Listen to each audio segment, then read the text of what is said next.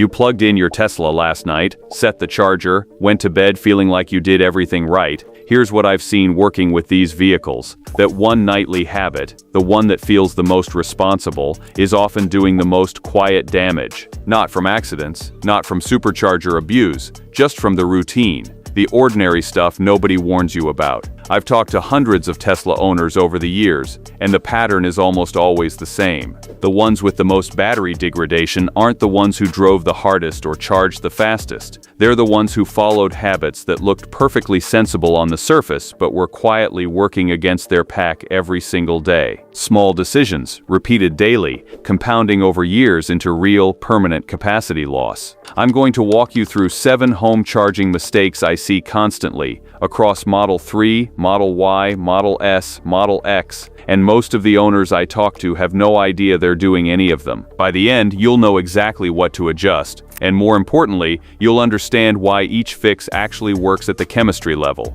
Let's get into it. Mistake 7. Charging to 100% every single night.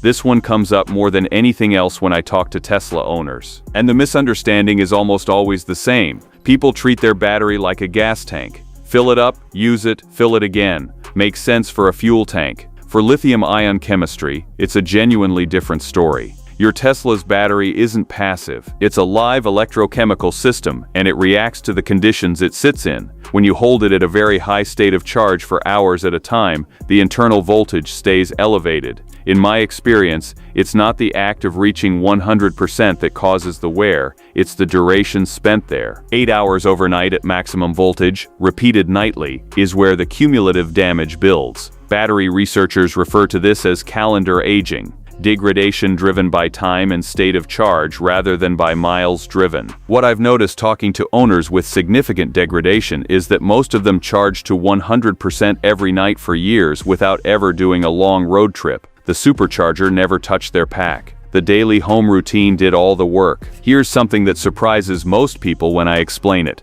The voltage difference between 80% and 100% state of charge in a lithium-ion cell is actually quite small in absolute terms, maybe 0.2 to 0.3 volts per cell. But that small voltage difference creates a disproportionately large increase in the chemical stress on the cathode material. It's not a linear relationship. The top 20% of the charge range is where the electrochemistry gets genuinely aggressive, and holding it there nightly accelerates cathode degradation faster than anything else in normal daily use. Tesla's own software reflects this. The recommended daily limit for non-LFP models sits between 80% and 90% for a reason. That slider exists because the engineering team knows exactly where the chemistry starts getting stressed, and they built the guidance directly into the interface. The fix: set your daily charge limit to 80% in the app and leave it there for everyday driving. Reserve 100% for the days you actually need the full range.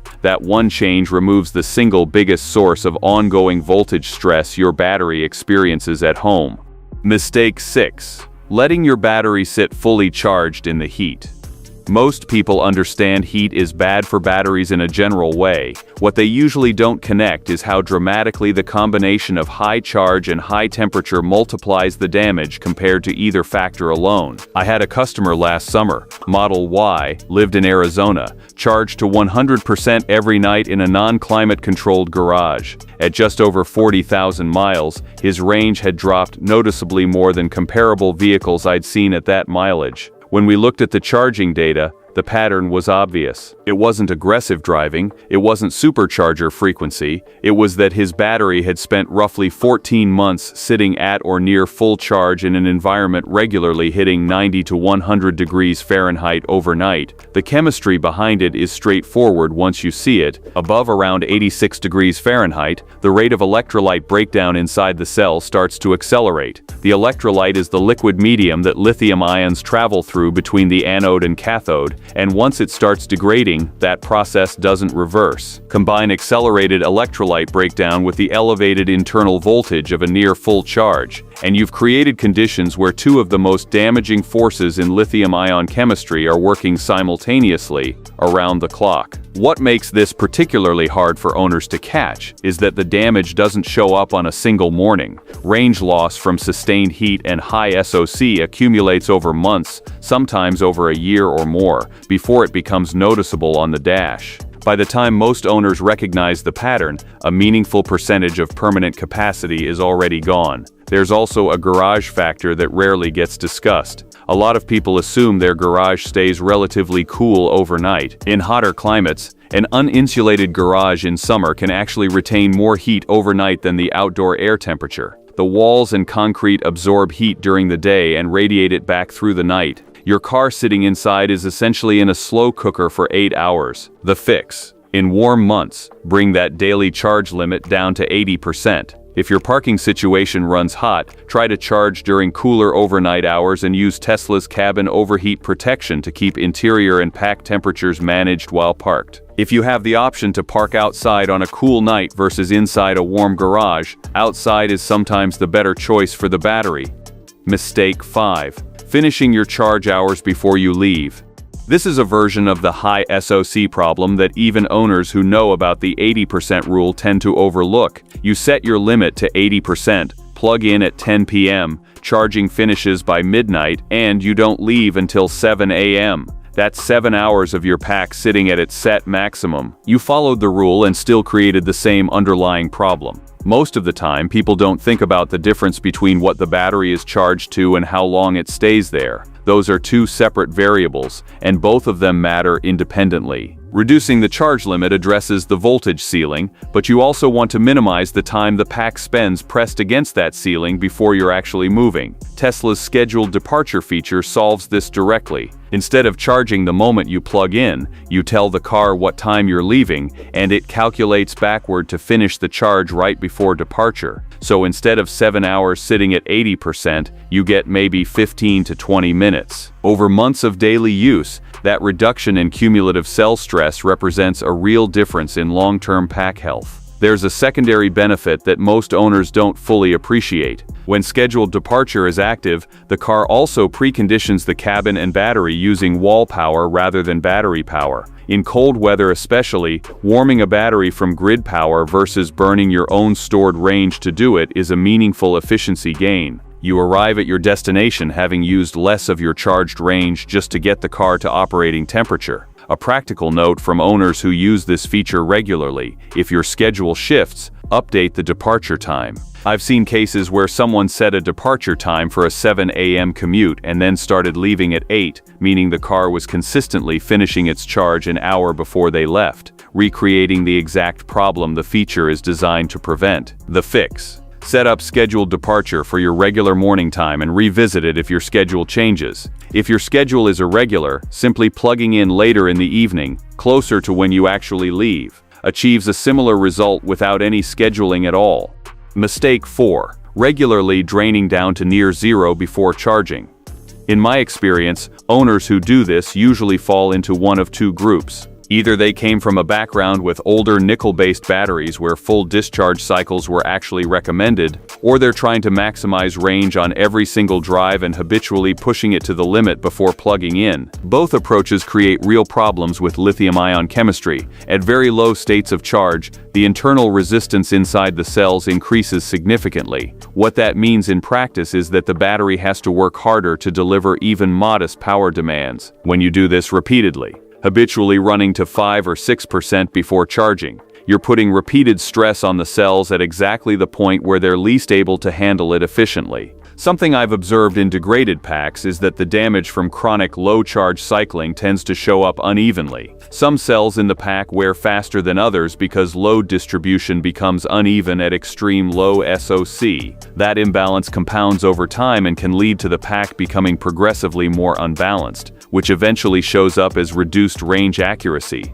unexpected low battery warnings, and in more advanced cases, the car entering reduced performance modes to protect what's left. Tesla's battery management system does include protective buffers at both ends of the charge spectrum. The 0% you see on screen isn't actually the physical bottom of cell capacity, but those buffers are an engineering safety margin, not a license to operate in the danger zone regularly. Using them as your daily operating floor is is like driving a car with the fuel light permanently on and calling it fine because it hasn't broken down yet. The fix: make it a habit to plug in around 20 to 25%. That's well above the stress zone and leaves the BMS buffers where they belong, as a genuine emergency margin rather than a daily routine. Keeping your operating range between 20% and 80% puts the cells in the electrochemical sweet spot where stress is minimized at both ends simultaneously.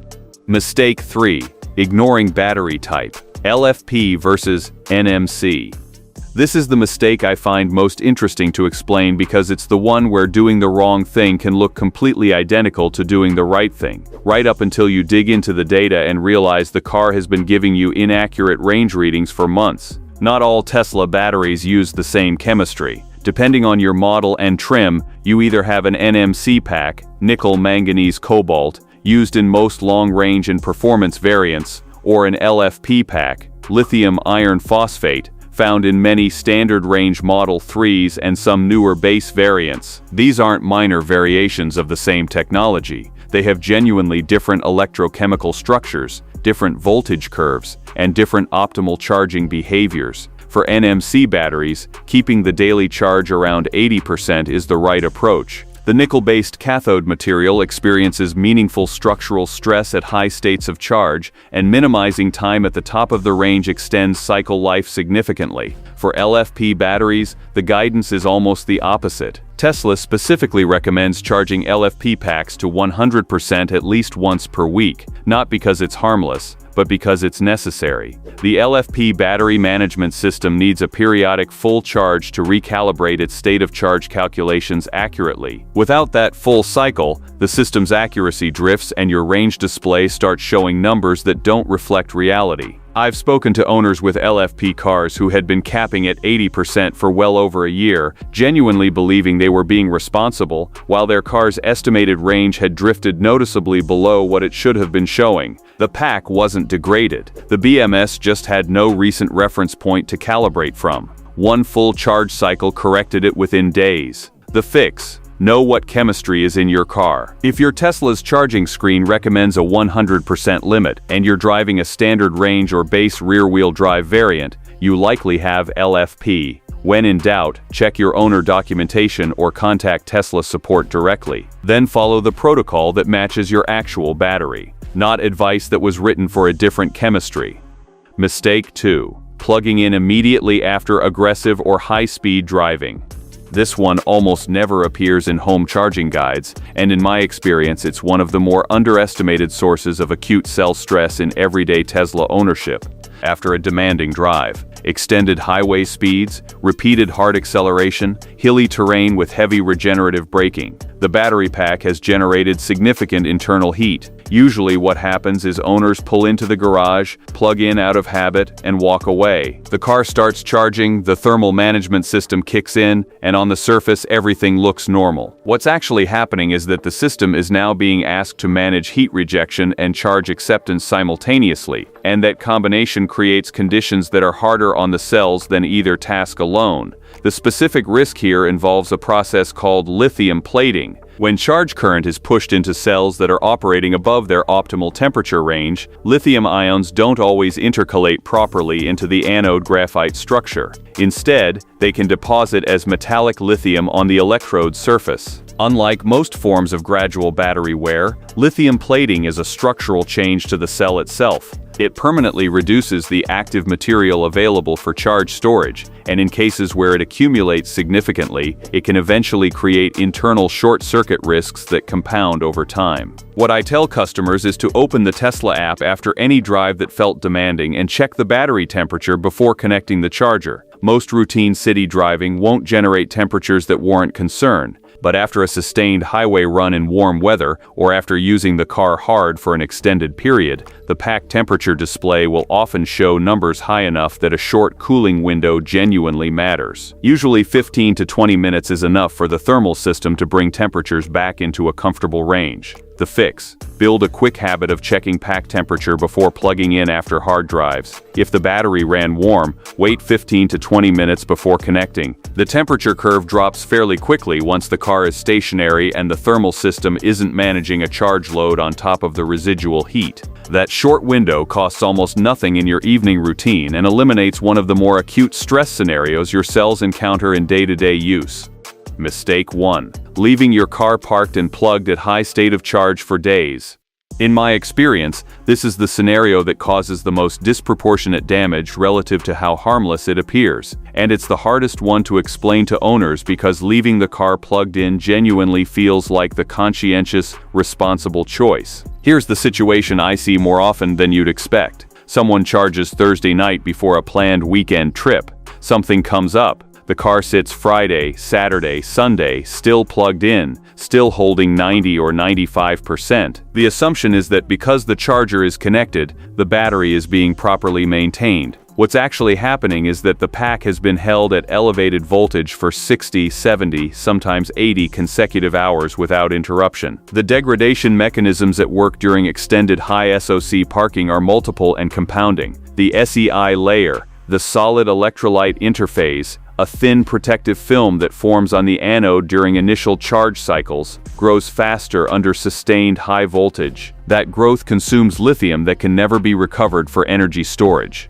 The cathode material in NMC cells undergoes slow but progressive structural changes under continuous voltage stress. Electrolyte oxidation at the cathode surface accelerates. None of this produces a warning. None of it shows up on the range display that week. It accumulates silently until one day the owner notices their estimated range at full charge is lower than it used to be, and there's no single event they can point to as the cause. Something that compounds this specific scenario that most people never factor in is Sentry mode. If the car is sitting in a public space or even a home driveway with Sentry active, it's continuously drawing power for cameras and processing. That means the charger is repeatedly topping the battery back up to the set limit, creating continuous micro-charge cycles that keep the pack pressed against its voltage ceiling rather than letting it rest. You're not just experiencing sustained high SOC, you're adding repetitive charge cycling on top of it. For airport parking or any absence longer than 2 or 3 days, the difference between leaving the car at 90% with Sentry running versus 55% with Sentry off is significant in terms of what you come back to. The pack that was allowed to rest at a moderate state of charge in a low drain state will consistently show better long-term health than the one that spent a week being maintained at near full charge. The fix: if you know the car is sitting for more than a day or two, drop your charge limit to 50 to 60% before you park it. That range is where lithium-ion chemistry experiences the least electrochemical stress during storage periods. Turn Sentry mode off for any extended idle, particularly for airport trips or vacations. The security trade-off is real but manageable, and your battery will come back in meaningfully better condition than if it spent the week being held at high voltage with continuous microcycling on top. Bonus: calendar aging, the thread connecting all 7. Before the recap, there's one concept worth naming clearly because it runs through every single mistake on this list, and most EV content never addresses it directly. It's called calendar aging, and understanding it changes how you think about everything we've covered today. Calendar aging is battery degradation driven by time and state of charge, entirely independent of how many miles you drive. Your pack is aging right now whether the car is moving or not. The primary variables controlling how fast it ages are the state of charge it sits at and the temperature it experiences while sitting there. Miles are largely secondary to those two factors over the lifetime of the pack. This is why mistakes 7, 6, 5, and 1 are all fundamentally variations of the same problem. Every hour your battery spends near full charge is an hour of calendar aging. Every night in a warm garage at 100% is accelerated chemical wear on a clock that doesn't stop. And the compounding effect over 5 or 10 years of ownership is what creates the real divergence. The Tesla at 87% capacity after 120,000 miles versus the one sitting at 69% after the same distance, same model, same production year, same supercharger history. The difference almost always traces back to daily home habits and how the battery was stored over years of ownership. The encouraging part is that calendar aging is one of the most controllable forms of battery degradation available available to you as an owner. You can't change the chemistry. You can't stop time, but you can manage the conditions your battery ages in. And every single adjustment in this video directly reduces the rate at which your pack degrades on the calendar. Quick recap, and this is where most people mess up. Stop charging to 100% every night. Avoid heat plus full charge. Don't let it sit at high charge for hours, or worse, days. Stay out of the extremes. Know your battery type, and never plug in right after a hard drive. Give it time to cool. These aren't expensive fixes. They're small habits that quietly decide whether your battery lasts 5 years or 10 plus. Now I'm curious, which one were you doing without realizing it? Drop it in the comments. If this helped, hit like. It pushes this to more Tesla owners who need it. And if you want real, no-fluff EV insights, subscribe. There's more coming. Charge smart. See you in the next one.